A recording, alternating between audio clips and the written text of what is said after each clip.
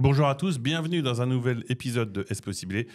Il n'était pas envisageable que nous ne traitâmes pas à nouveau de l'IA dans cette émission, mais on va essayer de le faire pas n'importe comment, pas avec n'importe qui, et pour vous dire, pas n'importe quoi. Aujourd'hui, nous parlons avec Jérémy Benamou de The Tech Nation, de l'IA, de ses implications dans le monde des ESN, et on a une petite annonce à faire à la fin. Salut Jérémy. Salut Guillaume, merci de m'accueillir encore. Encore et toujours. Jérémy, toi, tu es un professionnel des ESN, ce qu'on appelait les SS2I. Tu as dirigé la filiale d'Extia ici à Barcelone pendant plusieurs années avant de lancer The Tech Nation pour voler tes propres ailes. Tout à fait. Moi, mon analyse, c'est que tu l'as fait pour deux raisons. Un, parce que c'est assez naturel quand on a été general manager d'une ESN de vouloir voler de ses propres ailes. Beaucoup d'autres l'ont fait et le feront parce que ça fait partie du cycle. Et puis parce qu'il s'est passé un truc qui va révolutionner votre métier, qui est l'apparition de l'IA. Alors, on a beaucoup parlé, mais est-ce que j'ai raison quand je dis que c'est ces deux éléments qui ont fait que tu t'es dit, c'est maintenant qu'il faut que je me lance? Tu dois être aussi un peu devin, puisque complètement. Ouais, c'est un momentum entre du perso, du pro, et puis je pense un momentum aussi sur ce qui se passe en ce moment. Moi, je me suis dit, voilà, simplement que c'était le bon moment pour lancer The Tech Nation et pour voir les choses un peu autrement, différemment du modèle classique de SN que j'ai connu et beaucoup aimé pendant pas mal d'années. Et alors, on va revenir, pour commencer, sur le modèle de ESN et sur le fait, parce qu'on connaît le terme SS2I qui est devenu ESN, et l'image populaire qu'on en a, on appelle ça des vendeurs de viande, mais c'est d'embaucher d'embaucher avec un contrat de travail des développeurs pour ensuite les revendre à tes clients sur du projet en régie de différentes manières. Est-ce que tu peux donner un peu l'organisation, puis un peu historique, c'est-à-dire comment est-ce que ça a évolué ces dernières années et ce qui est resté, ce qui a évolué depuis les 12 ans que tu travailles dans cet univers? Ouais, avec plaisir. Alors, en plus, ce qui est bien, c'est que tu as concentré tous les termes qu'en tant que commercial, chez nous, on essaie d'éviter de dire. Non, mais moi, j'ai eu de la chance que j'ai évolué dans une belle boîte qui s'appelle Extia, qui avait la prétention, et je pense qu'on faisait vraiment pas semblant de travailler un peu différemment. Et puis, comme j'y ai passé 12 ans, je l'ai vu aussi évoluer. En fait, moi, quand je suis arrivé en ESN, c'était le moment où littéralement, il y avait les gros qui étaient encore très clairement ces vendeurs de viande et qui travaillaient un peu à l'ancienne. Et donc, moi, je le voyais de loin, puis je découvrais ce secteur à l'époque, mais où il y avait des pratiques qui c'était pas non plus... c'était pas non plus l'esclavage, hein, mais bon, c'était pas, on n'était pas encore dans la qualité de vie au travail, etc., telle qu'on la connaît. Et alors, j'étais dedans, donc moi, pour moi, c'était assez évident, mais même maintenant que j'en suis sorti, moi, j'ai eu de la chance d'évoluer dans une boîte qui a été une des premières, pas la première, mais a disrupté quand même le secteur en mettant la qualité de vie au travail. Maintenant, ça paraît paraît être d'une banalité sans nom, mais à cette époque-là, ça se faisait pas beaucoup. Ouais. Ce qui est drôle, moi je dis souvent, maintenant, foutre un baby-foot à l'entrée, c'est un red flag. À l'époque, c'était être un peu innovant, quoi. Et d'ailleurs, tous les autres disaient, qu'est-ce que c'est que vos conneries? Pourquoi vous avez mis un baby-foot à l'entrée? Donc nous, quand on avait un baby-foot qui au début était planqué dans une salle du fond et qui après s'était déplacé à l'accueil, on trouvait ça très cool et on le racontait encore aux copains. Mais il y a un truc qui est justement un peu étonnant, c'est d'avoir une great place to work alors que tes développeurs sont censés être chez le client. Le modèle, c'est que tu embauches un développeur, une batterie de développeurs, et puis tu vas chercher des clients, préférablement des grands comptes, et puis ils vont être souvent en régie chez eux et rarement chez toi. Et pour autant, tu t'es dit, toi, c'est peut-être un peu le truc, l'image qu'on a dans un Alten, d'un Altran des années antérieures, c'est un immeuble un peu moche au fond d'une banlieue, parce que de toute façon, les développeurs, ils passent très peu de temps, non? Et toi, tu t'es dit, Non. on va prendre ça, on va prendre le contre-pied. Alors, c'était pas du tout moi à l'époque, hein. Moi, j'étais jeune commercial débutant, mais c'était l'idée d'Arnaud qui a créé Extia et de cette boîte-là, et d'autres après. En fait, si tu veux, les ESN, elles ont un besoin non négociable d'être attractives. Et du coup, ça crée quand même un petit cercle vertueux, ça. C'est que les ESN se défoncent d'une manière ou d'une autre pour être attractives. Et ça fait quand même pas mal d'années que pas mal d'entre elles se sont dit que la qualité de vie au travail, c'était sympa. Il y a des ESN qui payent un peu mieux que les autres. Il y a des ESN qui sont très spécialisés. Et c'est en train de changer. Pour moi, ça va changer assez vite. Donc, on va se remettre il y a 4-5 ans. Mais si on prend le panorama il y a 4-5 ans, on va dire, allez, encore un tout petit peu plus loin. Avant Covid, tu avais les ESN très spécialisés, donc très techy, en fait, qui du coup avaient leur réputation sur certains aspects. Tu avais les généralistes qui, du coup, leur réputation n'était pas à faire, Alten, Altran, Sopra, etc. Parce que, vu la taille, ils avaient les très gros contrats, Eux, donc c'était la des masse, le bulldozers, volume, donc, et puis ça roule. Et puis, elles mettaient tous leurs autres curseurs à peu près au bon niveau, une qualité de vie au travail correcte, un salaire correct, etc. etc. T'en avais certaines, souvent celles orientées finance, qui payaient un peu plus que la moyenne. Et puis, tu avais ce mouvement des ESN. Donc, il y avait nous, il y avait Davidson, et puis plein d'autres après, et avant et en même temps d'ailleurs, qui mettaient en avant fort cette qualité de vie au travail. Et donc, en fait, pour limiter le turnover qui, naturellement, on va pas se mentir, est quand même existant dans les ESN, pour avoir une bonne réputation, etc., et en fait, pour être attractif, plein de boîtes se sont dit chez nous, il faut que ce soit plus sympa que chez le voisin, en fait. Et c'est comme ça que ça s'est développé, ce qui pour moi, en fait, est un cercle vertueux parce que quand tu es en ESN, le fait de combattre cette image de soi-disant vendeur de viande, ça te pousse à être. Tu sais, c'est un peu comme quand tu es le pistonné de service de l'équipe, quoi. Tout le monde croit que tu es le pistonné, mais en fait, donc ça te tu pousse dois à être être encore meilleur que les meilleur. autres. Voilà.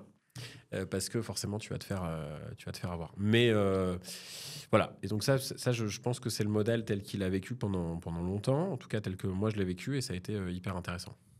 Et après, toi, tu as vu arriver l'IA quand tu étais General Manager d'Extia. Et est-ce qu'à l'intérieur de ce monde qui, quand même, vit du fait de développer des outils, donc a dû se sentir assez vite challengé, on va pas dire menacé, parce que je pense que ce serait donnerait lieu à une fausse polémique, mais challengé, est-ce que immédiatement tu t'es dit, et vous êtes dit avec ton équipe, là il y a un truc qui est en train de radicalement changer, il faut prendre le train en marche, il faut essayer d'être un peu en avance de phase? Ouais, pour être honnête avec toi, au moment où j'ai commencé à mûrir mon projet, si je suis tout à fait sincère, je le sentais venir, mais pas tant que ça. En fait, c'est plutôt quelque chose qui m'a motivé quand j'ai commencé à monter mon projet. Je l'ai vu venir, et en fait, à ce moment-là, je me suis ouvert sur ce qui se passait autour de moi. Donc, j'ai compris. Et après, il y a eu un espèce d'effet d'entraînement boule de neige. Très franchement, si j'étais encore dans mon ancien poste, et d'ailleurs, c'est pas propre aux ESN, je pense que c'est ce qui se passe dans la plupart des grands groupes. Oui. Tu sais, tu as tes œillères, tu vois ce qu'il y a autour de toi, et tout ce qui n'est pas autour de toi, tu as tendance à le minimiser, tu crois que ça existe beaucoup moins. Et je suis presque sûr que si j'étais encore à la place qui était la mienne il y a moins d'un an, il y a encore moins d'un an, je la verrais beaucoup moins, cette révolution de l'IA. Je la verrais un peu comme un truc, tu sais, comme on a vu la big data, la crypto, le métaverse, etc., etc. C'est quand même autre chose, et je pense que je m'en rendrai compte, mais en tout cas, tu sais, quand tu entreprends, tu te réouvres au monde, t'écoutes. Tu te nourris beaucoup plus de ce qu'il y a autour de toi, et puis tu produis plus. La preuve, c'est que tu as lancé un podcast et que tu fais beaucoup de contenu. Mais là où j'insiste un peu, c'est qu'on se dit ça va remplacer. Est-ce que tu te dis, avant ou après, ça va remplacer les développeurs, ça va remplacer leur manière de travailler? Et puis, il y a ce que tu te dis, et puis, mais maintenant que ça fait presque un an que tu as lancé ton projet et que l'IA, il n'y a plus besoin d'imaginer les applications qu'elle va avoir parce qu'elle commence à les avoir. On se dit, ça va être incroyable, ça va être infini, mais il y a déjà des choses qui sont en place. Est-ce que dans les équipes que tu es en train de former, tu as vu des changements dans la manière de travailler? Alors là, pour le coup, maintenant je me rends compte, c'est radicalement différent, et c'est même ça qui me critique, le mot est fort, mais c'est ça qui fait que je pense que l'industrie des ESN du service, comme presque toutes les industries, va beaucoup changer. Ouais. En fait, pour une raison qui est assez simple, c'est que, tu sais, l'IT, c'était un monde qui était assez opaque pour 97% des gens, y compris même pour probablement les gars qui décidaient des budgets de l'IT de telle et telle grosse boîte. Eux-mêmes ne comprenaient pas tellement ce qui se passait. Ouais, les acheteurs de prestations, ils étaient là, en fait, on en a besoin, donc on coche des cases. Et puis dans telle équipe, tu avais X et Y personnes. Et donc, le jeu, et personne n'y voyait de mal, et personne n'était mal intentionné, mais le jeu était un peu, si tu veux, de prendre le maximum de parts de marché dans cette équipe. Pas au détriment, mais finalement, assez peu de gens étaient concernés par la vélocité et la qualité qu'il y avait à l'intérieur des équipes. Y compris souvent les DSI des grosses boîtes. Moi, j'ai vu souvent des équipes. Franchement, c'était pas du tout un enfer et ça ne servait pas à rien. Mais il y avait plein de missions de consultants. On aurait pu s'en passer. Ouais, voilà, dit comme ça. Moi, ce qui pour moi change maintenant, c'est que l'IA rebat complètement les cartes et en fait rend la tech littéralement accessible à tout le monde. Moi, je suis halluciné, alors que vraiment, ça n'a jamais été mon truc. J'ai fait une école de commerce, etc. Mais je suis halluciné de voir que je suis à 2 doigts de savoir coder, alors que littéralement, sans l'IA, je sais à peine faire une formule Excel. Ouais. Parce qu'il y a maintenant des outils qui permettent de faire des choses. Donc, en fait, pour moi, la plus grande accessibilité de beaucoup plus de choses à beaucoup plus de monde fait qu'on peut moins se mentir. Et ça, c'est cool. C'est plutôt une bonne chose. C'est pour ça que, en tout cas, dans ce que moi je fais, la logique vraiment, c'est d'apporter une valeur ajoutée la plus forte possible aux clients, et donc aux clients de ESN. Et là où je pense le modèle ESN va prendre un coup, c'est que pour apporter de la valeur ajoutée, une grosse partie de la valeur ajoutée consiste à optimiser et donc potentiellement à réduire des équipes. Alors pas forcément à réduire l'équipe tech ou à réduire l'équipe projet ou à réduire le budget et encore moins à supprimer des emplois. Par contre, en fait, du coup, tu avais une équipe qui faisait un truc de 15 personnes et ça sert plus à rien. Maintenant, cette équipe-là, ça peut être 2-3 personnes qui font le boulot de 15. Et voilà. Et souvent, ce qui est cool en plus, c'est que c'est les tâches chiantes. Alors, du coup, je pense que pas mal de gens en ESN vont voir ça comme une menace, du coup, faire l'autruche, mettre la tête sous le tapis et pas vouloir le voir. Et limite, essayer de faire en sorte que leurs clients et leurs interlocuteurs ne voient pas trop que c'est possible pour garder leur équipe le plus longtemps possible. Et en espérant que tu parlais d'œillères tout à l'heure, en espérant que tout le monde soit bien avec ses œillères pour ne pas voir la révolution qui est en marche. Pour que personne ne voit. Alors qu'en fait, il y a la boîte d'à côté ou la personne d'à côté qui va le montrer. Donc, en fait, c'est inévitable. Mais par contre, moi, ce que j'essaye de faire avec nos clients, c'est que non seulement on leur fait on leur dev de ce dont ils ont besoin, etc. Mais en même temps, vraiment, on veut leur créer un déclic, on veut leur montrer le chemin, leur ouvrir la voie. Parce qu'en fait, ma conviction et notre conviction chez The Technician, c'est de se dire que en fait, c'est ce qui va les pousser à innover. C'est ce qui va les réveiller, c'est ce qui va leur donner envie de faire beaucoup plus de choses. Et donc, en fait, loin s'en faut de juste diviser par 10 l'équipe tech. Forcément, tu as des boîtes qui ont besoin de faire des économies qui vont mal, qui vont le faire, mais ces boîtes-là n'ont pas attendu la révolution de l'IA pour le faire. Par contre, les boîtes qui vont bien et qui ont compris que il fallait innover, parce qu'en fait, c'est l'effet pervers. C'est-à-dire que les boîtes, ça va devenir de plus en plus vital d'innover, parce qu'en fait, le fait que ce soit plus facile d'innover fait que les copains, ils innovent plus. Oui, donc, ça transforme le marché.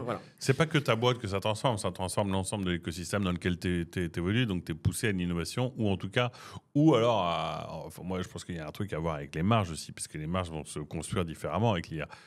C'est très bottom line, c'est-à-dire que tu vas être obligé de pouvoir soit innover pour faire mieux, plus loin, ou alors de revoir tes structures de coûts, parce que tu pourras plus vendre potentiellement la mission de 120 jours avec 10 devs à 1200 la journée, le truc machin, pour aboutir au produit. Soit en fait tu fais plus de produits, soit pour faire le même produit, tu le feras avec moins de monde. Et ça, c'est inévitable. Ça va donc reconstruire top et bottom line.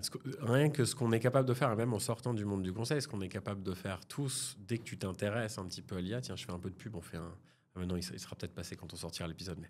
On fait de la pub quand même. On fait notamment un webinaire, et puis avec toi, on va faire bientôt un magnifique bar à IA, où on montre des outils aux gens, mais des trucs ultra simples. Encore une fois, moi, vraiment, j'ai toujours été très, très nul avec un ordinateur dans les mains. Et là, aujourd'hui, d'ailleurs, je disais tout le temps, moi, je suis un jeune entrepreneur, ça fait qu'1 an que j'ai monté une boîte, et je dis toujours, mais ils faisaient comment, les gars, avant moi ? Parce que dans la même journée, tu arrives à être ton propre avocat. Alors, oui, encore une fois, toute proportion gardée, mais tu arrives à être ton propre avocat parce que tu es capable de faire tous tes trucs un peu chiants avec GPT. Tu fais, avec un Canva ou mieux avec un Gamma, tu fais une présentation, voire même un site web en 2-3 heures. Tu rédiges... même quand tu aimes bien rédiger, c'est quand même long, complexe de rédiger. Tu rédiges tout ce qui est possible et imaginable de ton post LinkedIn jusqu'à ta proposition commerciale en passant par ton pitch et j'en passe et des meilleurs.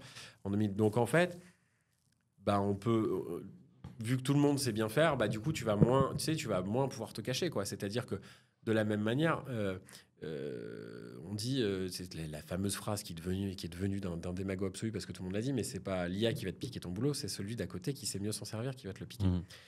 Parce que j'imagine que sur ton podcast, elle a déjà été prononcée 100 fois. Mais en fait, à partir du moment où moi, je sais faire autant de choses avec l'IA, ok, mais en fait, malheureusement pour moi, je suis pas le seul. Donc, j'ai pas le choix, il faut mettre la marche avant. Et donc, les entreprises, de manière générale, de toute façon, ESN ou pas ESN, les entreprises, de manière générale, qui le comprennent assez vite, vont soit garder leur position sur le marché, soit l'améliorer. Les entreprises qui le comprennent trop tard vont inévitablement souffrir, voire mourir. Et ça, c'est déjà un fait. On le voit déjà. Et alors, justement, ma question après, c'est comment tu définis ce que tu es en train de créer, qui est l'ESN du futur? Est-ce qui a quand même une source de revenus qui était par la location d'êtres humains qui développaient, si demain, une partie de ce travail-là est réalisé par l'IA, même si c'est par la même personne, est-ce que tu dois rajouter, enfin, est-ce que, voilà, est-ce que tu rajoutes des services, est-ce que tu rajoutes des composants de produits pour justement sortir de ce modèle qui a très bien marché, qui va continuer à marcher, de location de compétences, puisque maintenant tu peux louer une compétence en prenant un abonnement pour un LLM. Donc est-ce que, enfin, tu vois, les perspectives que tu ouvres, tu te dis, ouais, il faut faire autre chose, ou il faut faire mieux, il faut faire quoi, du coup, pour que demain, Voilà, l'ESN du futur soit le gros succès que tu espères. la réponse est dans la question et on verra si c'est la bonne voie ou pas. Mais déjà, il y a, en effet, tu as parlé de productiser le service. Pour moi, ça devient enfin possible. Ça a été le fantasme de presque toutes les ESM pendant longtemps. Ouais. Nous, on commence à développer des outils, notamment un outil qui s'appelle The Loop. Et allez, si je t'explique en 2 secondes, en gros, on crée un outil où toi, client, tu vas arriver en 2 minutes, tu vas écrire ce dont tu as besoin. Et l'IA va t'aider à ce qu'on rédige ensemble un beau cahier des charges, tout beau, tout propre, où tu vas mettre compte toutes tes contraintes, que tu veuilles un site web ou que tu veuilles modifier ta base de données ou poser un LLM sur ton truc. Voilà. Et ce qui fait que du coup, tu vas venir chez nous et en 3 clics, tu vas poser ça sur la page web. Tu vas appuyer sur un bouton. Évidemment, on va se parler quand même parce qu'on adore l'échange humain. Nous, il n'y a pas de risque. C'est pas quelque chose qu'on va oublier. Ouais. Quand tu me connais un peu, tu le sais. Mais par contre, en 3 clics, on va te dire, bah, c'est bon, OK, on commence à dev. Et comme avec l'IA, on est bien meilleur et bien plus rapide, en quelques jours, on va le faire. Donc ça, c'est la partie productisation du service. Moi, je crois qu'à part avec les grands groupes et dans certaines missions, en tout cas chez nous, chez The Tech Nation, la proportion de cette part de missions d'assistance technique, donc payée jour par jour, va baisser un peu, va baisser au profit de ce qu'on produit et la valeur qu'on produit. Moi, ce que j'adore aujourd'hui dans la façon dont on le fait, c'est que pendant 12 ans, j'ai eu face à moi des clients qui étaient quasi exclusivement des grands groupes. Ce qui était super. Et puis quand j'étais un jeune commercial, c'était impressionnant. Mais bon, faut pas se mentir, dans un grand groupe, tout n'est pas toujours passionnant. Dans une plus petite boîte, quand tu travailles avec un acteur qui est plus petit, tu sens que ce que tu fais a un impact très très fort, immédiat. Tu sens que tu changes la vie de la personne avec qui tu travailles, de la boîte avec qui tu travailles. Et avec les outils tech, en plus, maintenant, qui deviennent indispensables, ça arrive beaucoup. Donc ça, c'est hyper intéressant. Donc, pour résumer ça, je ne sais pas encore si c'est la formule miracle, l'avenir nous le dira, j'aimerais, j'espère. Mais nous, on a construit une offre qui a pour vocation d'apporter le maximum de valeur à nos clients avec une première partie qui sont des workshops où on veut juste essayer de provoquer un déclic dans des équipes. Ça peut être n'importe quelle équipe, une équipe compta, une équipe marketing, ce que tu veux. L'offre Bootstrap où vraiment on est doueur, on fait d'un truc tout petit, d'un site internet en une journée parce qu'on sait être très très rapide maintenant. Je t'ai montré tout à l'heure le site web de ce qu'on va annoncer dans quelques minutes, qu'on a fait littéralement en une nuit et demie, alors qu'il aurait fallu, je sais pas, franchement, un mois ou 2, il n'y a pas si longtemps. Donc ça, c'est la partie Bootstrap où on fait vite. Et quand même, pour des grosses boîtes, des plus gros acteurs qui ont besoin d'avoir des équipes, là, on se met en tech as a service. C'est-à-dire qu'on garde quand même ce métier d'assistance technique comme avant. Par contre, chez nous, on s'efforce d'apporter une vraie valeur ajoutée aux clients avec lesquels on bosse. Et cette valeur ajoutée, c'est d'être connecté à notre espèce de veille à nous sur l'IA. En gros, le consultant The Tech Nation, quand il bosse avec un client, son objectif, c'est de dire tous les 4 matins à l'équipe, vous avez testé cet outil, vous avez fait ça, ça, moi je l'ai fait comme ça. Et pas juste d'être un parmi d'autres. Et donc, tu parles à la fois de développement horizontal sur du workshop, de la formation, de l'apprentissage, et vertical en disant on peut faire plus que répondre en gros à un cahier des charges sur une problématique donnée. On va essayer de pousser un peu plus loin. Notamment, est-ce que tu as envisagé ta problématique si tu travailles, on va dire que tu travailles sur une grosse intégration d'un gros outil de CRM pour un gros client. Tu vas dire, mais peut-être qu'il y a quelques années, voire quelques mois, tu auras dit, en fait, le client a choisi Salesforce, tu dois intégrer Salesforce ou tu dois créer le propre CRM parce qu'il croit qu'il va réinventer la roue. Et là, en fait, en disant, non, mais aujourd'hui, l'intégration de nouveaux CRM ou de nouvelles briques, via l'utilisation de nouveaux outils, peut remettre un peu en question, sans réinventer la roue, mais peut remettre en question la nature même de la mission. Complètement. Là, nous, vraiment, on vient, je ne vais pas dire systématiquement, mais on vient très souvent proposer une autre stack. Si je te prends l'exemple web, on vient... En fait, avant, tu passais par un CMS parce que ça prenait beaucoup moins de temps que de coder et il fallait des gens, entre guillemets, des gens qui n'avaient pas besoin de savoir coder. Donc, c'était plus rapide et potentiellement moins cher. Ouais. Maintenant, nous, en codant, on fait mieux, plus rapide et un peu moins cher que le CMS parce qu'il y a des outils d'IA ou un peu comme GPT t'écrit tout seul ton post LinkedIn ou je sais quel texte, et ben tu as des outils qui te codent tout seul. Faut pas se leurrer, toi ou moi, on va pas savoir le faire. C'est-à-dire que le dev qui comprend ce que Oui. l'IA fait reste indispensable de la même manière que si tu demandes à GPT de te faire un post LinkedIn et que tu sais pas ce que tu veux écrire et que tu le relis pas et que t'as pas ta propre patte, ton propre truc, faut pas se leurrer, le post LinkedIn sera pourri. Ouais. Donc ces IA-là, elles savent te sortir du code, voire potentiellement même qui va être un site web. Par contre, si t'as pas un dev derrière, ça va être pourri. Pourquoi je te dis ça? Oui, donc très souvent, on remet en question la stack. Et moi, ce qui m'éclate, ce que je trouve extraordinaire, c'est que vraiment très régulièrement, on dit à nos clients, on en a fait un peu plus. Alors que souvent, dans les équipes tech, c'est quand même plutôt, tu passes des heures en réunion à expliquer que tu n'as pas pu et que tu en as fait moins. Ouais. Et là, en fait, on vous a rajouté ça, on a fait ci, on a fait ça. Parce que, encore une fois, tu as ce petit côté magique qui va devenir la normalité assez vite. Franchement, je pense que dans 1, 2, 3 ans, ça va devenir une normalité. Puis il va y avoir eu d'autres innovations entre-temps, parce que ça va être de plus en plus vite. Mais voilà, c'est la vitesse à laquelle ça change qui change fort. C'est un peu comme si on était passé du téléphone fixe à l'iPhone 16 en accéléré x10, si tu veux. Parce que si tu prends comment on travaillait avec le téléphone fixe vs comment on travaille avec un iPhone 16, tu as un gap énorme.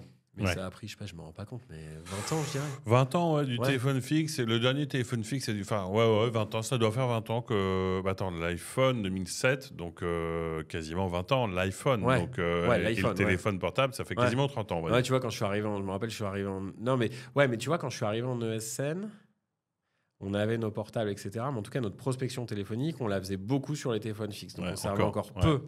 Des smartphones comme ça. Bon, avec soit 10 ans ou 20 ans, de toute façon, entre guillemets, c'est quelque chose qui prend beaucoup de temps, donc tu as le temps sur l'adoption.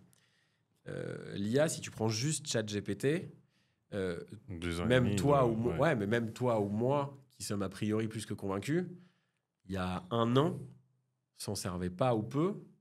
Ouais. Enfin, on le découvrait, tu vois. Mais il y avait encore de la curiosité. Alors qu'aujourd'hui, non, en fait, ce que tu veux dire, c'est que c'est là où tu fais la métaphore avec le téléphone, c'est que si on te l'enlève demain, tu sais plus où tu habites. Et alors que le téléphone, moi je me souviens, alors je vais faire une petite moment anecdote. Nostalgie. C'est l'année où je suis sorti avec celle qui allait devenir ma femme. Et après qui j'ai pas mal couru. Je me souviens qu'on était parti 2005 et qu'on était parti, on pouvait encore passer des vacances avec un téléphone qui était déchargé. J'étais parti avec un téléphone portable, avec mon téléphone portable. À l'époque, tout le monde n'avait pas les mêmes chargeurs. Et j'avais un téléphone que j'ai récupéré de mon père parce que par leur boîte, on avait plein de nouveaux téléphones. Sauf que personne dans la baraque où j'ai passé 15 jours n'avait le chargeur. Donc au bout de 3 jours, sauf que le téléphone, il a tenu 3-4 jours. Vu qu'à l'époque, on n'était pas à la tronche dessus tout le temps. Et je me dis, il n'y avait plus de batterie et c'était pas grave. Je ne suis pas allé à la première, au premier relais de gare pour dire, vous n'avez pas. On n'avait pas à avoir des portables, on appelait quand même encore avec les fixes. Voilà. Ton Snake, ça te prenait pas la journée si tu avais la chance d'avoir un 3310. Ouais. Et puis le texto, de toute façon, comme tu avais un forfait de 100 par mois, tu les économisais un peu. Quoi. Exactement. Donc tu pouvais vivre sans. Et c'est la rapidité. Et ça a mis quelques années. Mais tu vois, si on parle de 2005, j'avais déjà peut-être un portable depuis presque une dizaine d'années. Et c'était encore des moments où tu disais, je peux vivre sans, j'ai pas besoin, je peux le checker moins souvent. Là où maintenant, tu dis, tu peux pas m'enlever mon portable. Ce même phénomène avec l'IA, il a mis. Peut-être cette dernière année qui vient de passer pour passer de. Ça a mis un an. Ouais, c'est un petit gadget. Enfin, ces gadgets, c'est intéressant. Je pianote dessus. Il n'y a pas un jour où j'utilise pas un de ces LLM pour une tâche qui est de plus en plus précise et de plus en plus construite aussi. Ouais, moi, je vais être très honnête. Si tu m'enlèves l'IA de manière générale, notamment 2-3 outils que j'utilise tous les jours, tu me l'enlèves demain, je vais être un peu paumé. Alors que, encore une fois, c'est ça. Le téléphone, il a fallu bien une dizaine d'années pour que ça devienne indispensable. Et alors, ça va nous amener à l'annonce qu'on voulait faire parce que c'est un très bon point de départ. C'est que l'IA, c'est devenu donc dans nos vies quotidiennes, on l'utilise tout le temps et on en a quand même beaucoup parlé. On a fait beaucoup de symposiums sur l'IA et à mon avis, on arrive au moment à la fois de saturation et de maturité. C'est-à-dire que saturation des événements un peu basiques sur l'IA. Les slides avec l'histoire de l'IA. Et puis où finalement on essaie juste de dire créez-vous un compte pro sur ChatGPT parce que nous-mêmes en tant que speaker, on n'en sait pas grand-chose. On se borne à juste répéter les choses qu'on a vues sur LinkedIn. Et en même temps de maturité, c'est-à-dire que pour moi, c'est la saturation, elle vient sur ces typologies d'événements. Et de maturité parce qu'on est capable aujourd'hui, avec justement 2 ans et demi de recul pour ce qui est de ChatGPT, de montrer des vrais changements. Et à mon sens, les changements, ils arrivent quand tu passes du simple de la simple utilisation personnelle des LLM, ce qu'on fait encore, c'est-à-dire mes contenus, lire mes mails, analyser, à être capable de transformer la manière dont travaille toute une entreprise. Le meilleur exemple que j'utilise dans les webinaires, parce que j'interviens dans les webinaires où j'explique comment j'ai intégré l'IA. Voilà. Ouais, mais c'est grâce à l'IA que j'ai pu encore plus faire de conneries dans ma vie. Et le meilleur exemple pour moi, c'est l'intégration de l'enregistrement des réunions. Les note-takers, au début, c'est un gadget. Et à la fin, tu te dis, mais si tu m'enlèves le note-taker, je ne sais plus à quoi ressemble mon travail. Parce que c'est à l'intérieur d'un... c'est même devenu presque mon lead magnet préféré. C'est-à-dire qu'à chaque fois que je fais un meeting avec quelqu'un qui n'a pas de note-taker, et que moi j'utilise Fathom, qu'on m'a montré, merci Laura, qui me l'a montré il n'y a pas très longtemps. Quelqu'un qui n'en a pas, à la fin de la réunion, je lui envoie ma synthèse. Le mec est waouh. Et non seulement j'ai marqué un petit point, tu sais, sur mon prospect, et puis en plus, du coup, ça m'ouvre un peu la brèche, quoi. Voilà. Et ça, je trouve que c'est l'exemple de ce note-taker qui pouvait encore être une utilisation individuelle devient un outil d'équipe parce qu'en fait, il concentre tous les échanges qu'on a et il fluidifie beaucoup la machine. Donc, voilà, pour moi, le paradigme, il change à partir du moment où c'est une boîte. Petite parenthèse, ça fait 20 fois que je te coupe la parole, mais c'est moi qui ai invité, j'ai le droit aujourd'hui. Non, tu fais ce que tu veux. Non, mais tu sais, le note-taker, pour moi, ça fait 2-3 fois que je dis un truc. Il y a un truc cool dans le note-taker, c'est qu'on reproche toutes les 2 secondes à l'IA, et parfois à raison, de supprimer le lien humain, de nous remplacer, etc. Eh bien, le note-taker fait partie des usages qui produisent l'inverse. C'est-à-dire que moi, à titre perso, avant, j'étais souvent, je sais pas, je me rends pas compte, mais à bien 60% de mon attention était sur mes notes. Surtout si plus le rendez-vous était important, plus j'étais concentré sur mes notes et moins mon échange avec mon interlocuteur était quali. On va dire qu'il y a vraiment la réunion, soit je m'en foutais, ou soit vraiment elle était très très à la cool, sur laquelle je me permettais de pas prendre de notes et avec lequel j'avais un échange quali. Avec le note-taker, c'est vraiment tu lèves les mains, le truc qui conduit tout seul. Et mes réus avec mes interlocuteurs sont beaucoup plus quali. Et en plus, elles peuvent être beaucoup plus courtes. C'est-à-dire que vraiment, dans une réunion de 15, 20, 30 minutes, quand tu n'as pas besoin de te dire « Eh merde, j'ai oublié de noter tel truc, et que ton note-taker te le dit. Et Fathom, si tu ne l'as pas essayé, il a son propre LLM, donc tu peux lui poser la question de lui dire « Comment s'appelle déjà tel machin qu'elle m'a dit à un moment ?» Alors, j'ai pris un abonnement annuel sur Clap que j'aime beaucoup, mais j'utiliserai. On s'égare encore, mais je pense qu'on pourra faire des digressions, mais c'est, à mon avis, parce qu'on arrive à ce moment de maturité qu'on a décidé, en octobre prochain, d'organiser l'AI Summit Barcelona, puisqu'on s'est posé un peu avec toute la bande et on a remarqué qu'à Barcelone, il n'y avait pas encore de bel événement AI. On a un écosystème extraordinaire, donc on ne va pas tout dire maintenant, mais concrètement, on a pour objectif de faire un très très bel événement, très très cool, à la barcelonaise. Voilà. On va pas trop teaser, mais les vues mer, les rooftops, ce genre de choses seront de la partie. Et surtout, sinon, c'est pas Barcelone. Sinon, c'est pas Barcelone. Et surtout, on fera en sorte de réunir des très beaux acteurs, des institutionnels, des corporates, des startups qui ont un lead fort sur l'IA et de célébrer tout ça comme il se doit, mais tout en apportant à tous ceux qui ont envie de participer pas mal de contenu. En fait, c'est ce que tu disais tout à l'heure. Ça y est, c'est passé le moment où... Alors moi, je vais vous expliquer l'IA. Là, pour moi, maintenant, on est dans l'application concrète. C'est... Qu'est-ce que je fais demain dans ma boîte, dans mon activité, dans mon quotidien, que je sois mère de famille ou chef d'une entreprise cotée au CAC 40 ou sur n'importe quel... comment je l'applique dans ma vie demain. Et donc, évidemment, si je suis père au foyer ou que sais-je, j'ai mes propres exemples. Mais si je suis patron d'une entreprise cotée, il me faut des usages un peu plus gros. Et il y a un écosystème en Europe. Et puis après, Cocorico, en plus... On est dans un moment, on le sait tous, qui, géopolitiquement parlant, est hyper important. Il y a quelques mois, on était encore en train de se dire « Ah là, l'Europe, on va se faire massacrer, on est nul, on est nul, on est nul ». Là, c'est cool, il y a quand même un réveil assez sympa où on se dit « Ah non, on est quand même pas si nul, on fait quand même un certain nombre de trucs. On a Mistral, on a un certain nombre de boîtes. » La France a organisé un beau AI Summit qui a réveillé un peu. On a montré qu'on savait investir. Donc, nous, on a envie d'en être avec la French Tech Barcelone. Et puis, je trouve qu'on est dans un moment où, c'est là où il y a une continuité à ce qu'on vient de dire, on n'a plus le droit d'être médiocre. Et encore plus, dans ton travail de SN, tu ne peux plus marcher à l'ancienne parce que c'est l'éléphant au milieu de la pièce. Il faut l'intégrer. Et encore plus qu'on organise un événement sur un thème qui a été maintes fois rebattu, on est obligé d'aller viser l'excellence parce que sinon, on ne fait que une réplique d'un événement qui était déjà presque un peu ringard il y a 1 an ou il y a 6 mois. Et c'est là qu'on va joindre nos forces pour vraiment essayer d'aller encore plus loin, même si je ne suis pas persuadé, David, qu'on fera un spectacle de drone. Mais pour le reste, on a quelques mois pour vraiment bâtir un truc qui va essayer d'aller au-delà de ce que tout le monde a déjà vu et d'allier justement, encore une fois, l'innovation et les nouveaux outils à des vrais cas d'usage et pourquoi pas à des expériences plus immersives. Ouais, c'est le but, complètement. Complètement. Donc, écoute, roulement de tambour. Et si tout se passe bien, en octobre prochain, on sera ravis d'inviter ceux qui nous écoutent et plein d'autres sur Là, un il y très, aura très le beau lien AI Summit de Barcelone. en bas. C'est bien, on mettra le lien du site qui a été fait en une nuit. Et rien que pour ça, ça vaut le coup de faire l'événement pour souligner cette belle performance parce que le site est magnifique. Et voilà, et vous allez beaucoup vous entendre parler parce qu'on est tous les deux très volubiles sur LinkedIn. Mais l'AI Summit Barcelona pour le mois d'octobre, ça va être l'événement de l'année. Ouais, je pense. Salut, Voilà. Jérémy. Salut Guillaume, merci pour tout.